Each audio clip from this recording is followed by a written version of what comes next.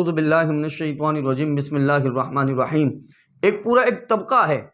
کہ جب آپ ان سے پوچھیں کہ بھئی آپ کیا ہیں تو وہ کہیں بھئی ہم مسلمان ہیں۔ آپ کس کو صحیح اور کس کو غلط سمجھتے ہیں تو وہ کہتے ہیں حضور والا ہم تو کسی کو غلط نہیں سمجھتے، ہم سب کو صحیح سمجھتے ہیں، اس لیے کیونکہ ہمارا نظریہ یہ ہے کہ برے کو برا نہیں کہا جائے۔ جتنے فرقے ہیں وہ تمام اپنی جگہ پر صحیح کام کر رہے ہیں، سب کے عقائد، سب کا مسلک اچھا ہے، سب کا مسلک درست ہے، اور جہاں وہ لوگوں کی اکثریت دیکھتے ہیں وہیں پر چھلانگ لگا لیا کرتے ہیں۔ تو عالجہ یہ تو قرآن اور حدیث کے خلاف ہے کہ برے کو برا نہ کہا جائے، اور کچھ تو اس درجے تک بڑھ جاتے ہیں کہ کافر کو کافر بھی نہ کہا جائے۔ اور یہ کس صورت میں ہوتا ہے کہ جب انہیں اپنے لوگوں کو بچانا ہوتا ہے، یعنی اگر کوئی شخص صحابہ کرام کا گستاخ ہو جائے،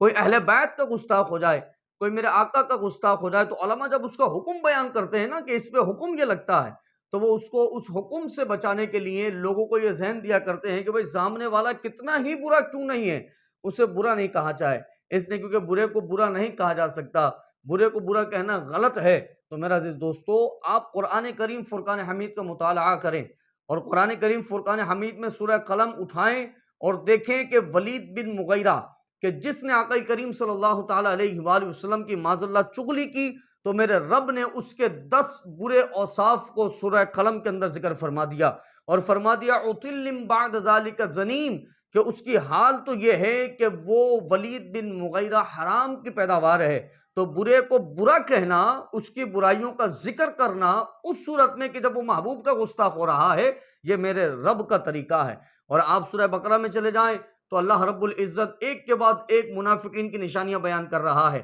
برے کو برا کہہ رہا ہے کہ وہ منافق دھوکہ دیتے ہیں، اللہ کو دھوکہ دینے کی کوشش کرتے ہیں۔ منافقوں کا حال یہ ہے کہ ان کو پتہ ہی کوئی نہیں کہ وہ اپنے آپ کو دھوکہ دے رہے ہیں۔ منافقوں کا حال یہ ہے کہ جب وہ مسلمانوں کے پاس ہوتے ہیں تو کہتے ہیں قالوا آمنا، ہم ایمان لائے۔ منافقوں کا حال یہ ہے کہ وَإِذَا خَلَوْا إِلَىٰ شَيَاطِينِهِمْ قَالُوا إِنَّا مَعَكُمْ إِنَّمَا نَحْنُ مُسْتَهْزِئُونَ، جب وہ اپنے شیاطین سے ملتے ہیں تو کہتے ہیں کہ ہم تو مسلمانوں کے ساتھ مذاق کر کے آئے۔ تو اللہ نے ان تمام بروں کو قرآن کریم میں برا کہا ہے۔ اور آپ یہود و نصارہ کو اٹھا کر دیکھیں تو سورہ مائدہ میں اللہ رب العزت قرآن کریم فرقان حمید میں ارشاد فرما رہا ہے کہ جب برا قول کہا، کس نے؟ یہود و نصارہ نے۔ کیا کہا؟ نحن ابناء اللہ، کہ ہم اللہ کے بیٹوں کی طرح ہیں، اللہ ہم سے بیٹوں کی طرح محبت کرتا ہے، اللہ تبارک و تعالی ہمیں اپنے بیٹوں کی طرح سمجھتا ہے۔ تو میرے رب نے فرمایا قُلْ فَلِمَ يُعَذِّبُكُمْ بِذُنُوبِكُمْ، اے محبوب آپ فرمائیں کہ اگر تم اللہ کے بیٹوں کی طرح ہوتے اور اللہ تمہیں بیٹوں کی طرح محبت کرتا، معاذ اللہ ثم معاذ اللہ نقل کفر کفر نباشت، تو اللہ پھر تمہیں کیوں عذاب دیتا؟ قُلْ فَلِمَ، کس لیے؟ يُعَذِّبُكُمْ بِذُنُوبِكُمْ، تمہارے گناہوں پر رب تمہیں عذاب دے رہا ہوتا۔ تو یہود و نصارہ کے برے قول کو برا اللہ رب العزت قرآن میں کہہ رہا ہے۔ اور پھر چوتھے مقام پر چلے جائیں تو سورہ لہب، اللہ رب العزت تبت یدا ابی لہب وتب ما اغنی عنہ مالہ وما کسب سیصلی نارا ذات لہب، سورہ لہب کے اندر ابو لہب جو محبوب کریم صلی اللہ تعالی علیہ وآلہ وسلم کا رشتہ دار تھا، جب اس نے محبوب کی گستاخی کی تو اس برے کو برا اللہ نے قرآن میں کہا اور فرمایا ابو لہب کے ہاتھ ٹوٹ جائیں، یہ برباد ہو جائے، ان قریب اللہ اسے آگ کے اندر دھکیل رہا ہوگا۔ تو قرآن کا مفہوم مجھے یہ بیان کرتا ہے کہ برے کو برا کہنا یہ سنت الہیہ ہے۔ کوئی رسول اللہ کا گستاخ ہو، آپ کہیں بھئی برے کو برا نہ کہیں، کوئی صحابہ کی گستاخی کر رہا ہو، آپ کہیں بھئی برے کو برے نہ کہیں، کوئی جو ہے وہ تکبر کر رہا ہو، آپ کہیں بھئی برے کو برا نہ کہیں، کوئی بخل کر رہا ہو، آپ کہیں بھئی برے کو برا نہ کہیں، کوئی سرکشی کر رہا ہو، آپ کہیں کہ بھئی برے کو برا نہ کہیں، تو یہ آپ کا نظریہ غلط ہے، قرآن کریم فرقان حمید کے خلاف یہ نظریہ ہے۔ اور پھر جب آپ قرآن کے بعد احادیث مبارکہ کی طرف آتے ہیں تو میرے آقا کی حدیث مبارکہ بھی یہ بیان کرتی ہیں کہ رسول اللہ صلی اللہ تعالی علیہ وآلہ وسلم نے بھی بروں کو برا کہا، اور صرف برا نہیں کہا بلکہ بروں کو حضور نے جہنمی کہا ہے۔ یہ غور سے سنیے، جہنمی رسول اللہ صلی اللہ تعالی علیہ وآلہ وسلم نے بروں کو کہا ہے۔ یہ بخاری شریف میرے سامنے ہے، کتاب التفسیر، حدیث نمبر 4918، راوی اس کے حضرت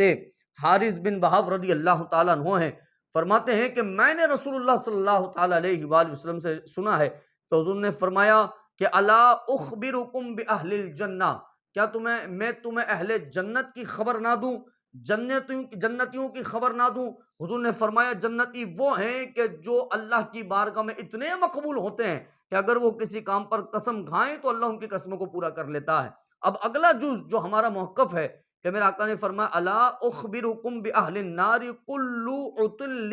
جواز مستکبر، حضور نے فرمایا کیا میں تمہیں جہنمیوں کی خبر نہ دوں کہ ہر وہ کہ جو سرکش ہے، عتل پہلی چیز جو سرکش ہے، میرے آقا نے برا کہا اور صرف برا نہیں کہا بلکہ اس کو جہنمی قرار دیا، اور دوسری چیز جوازن کہ جو بخل کرتا ہے، بخیل ہے، حضور نے صرف اسے برا نہیں کہا بلکہ بخیل کو جہنمی قرار دیا ہے، اور تیسری مستکبرین جو تکبر کرنے والا ہے، میرے آقا نے فرمایا وہ بھی جہنمی ہے۔ تو برے کو برا کہنا میرے عزیز دوستو یہ قرآن اور حدیث کا ہی طریقہ ہے کہ برے کو برا ہی کہا جائے گا، صحابہ کا گستاخ ہو، اہل بیت کا گستاخ ہو، بخل کرنے والا ہو، تکبر کرنے والا ہو، اور اسی طرح سے سرکشی کرنے والا ہو، اہل بیت کی شان میں گستاخی کرنے والا ہو، قرآن کی آیات کا انکار کرنے والا ہو، قرآن کی مخالفت کرنے والا ہو، قرآن کے معنی بدلنے والا ہو، قرآن کے مفہوم بدلنے والا ہو، قرآن میں تحریف کرنے والا ہو، حدیث کا منکر ہو، حدیث میں تحریف کرنے والا ہو، اسی طرح سے شعار اسلام کا منکر ہو، اور آپ کہیں بھائی اسے برا نہ کہو کیونکہ برے کو برا کہنا جائز نہیں ہے، تو یہ آپ کا موقف ہی غلط ہے۔ آپ کہیں بھائی 73 کے 73 فرقے درست ہیں، تو میرا آقا کریم صلی اللہ تعالیٰ علیہ وآلہ وسلم کا وہ فرمان جو حضور نے فرمایا کہ 72 جنت جہنمی ہیں اور ایک جنتی ہے، تو اگر درست ہوتے تو ایک جنتی کیسے ہوتا، پھر سب کے سب جنتی ہوتے؟ اور آپ کا نظریہ کیا ہے بھائی فلاں فرقہ وہ بھی اپنی جگہ صحیح ہے، ان کے مسلک اور ان کے عقائد بھی درست ہیں، ان کے مسلک اور ان کے عقائد بھی درست ہیں، تو برے کو برا نہ کہو، یہ عقیدہ قرآن اور حدیث کے خلاف ہے۔ اور اسی طرح کی حدیث ابن ماجہ کے اندر بھی موجود ہے کہ جو حضرت حارث بن وہب رضی اللہ تعالیٰ عنہ سے روایت ہے، آپ بھی یہ ارشاد فرماتے ہیں، سیم الفاظ ہیں کہ جو ابن ماجہ کے اندر ذکر کیے گئے ہیں کہ الا انبئکم، وہاں پہ الا اخبرکم ہے، یہاں الا انبئکم، اس کا ترجمہ بھی یہ ہے کہ میں تمہیں خبر نہ دوں باہل النار کل عتل جواز مستکبر، ہر سرکش، ہر بخیل، ہر تکبر کرنے والے جہنمی کی کیا خبر نہ دوں؟ حضور نے فرمایا یہ سب کے سب جہنمی ہیں۔ تو ان کو برا کہا